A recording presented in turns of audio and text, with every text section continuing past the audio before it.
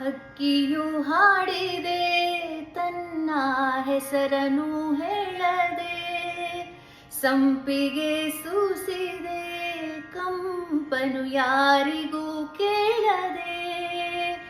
ಬೀಸುವ ಗಾಳಿಯ ಹಕ್ಕಿಯ ಹಾಡಿನ ನಂಟಿಗೆ ಹೆಸರಿನ ಹಂಗಿಲ್ಲ, ನಮಗೇಕೆ ಅದರ ಯೋಚನೆ.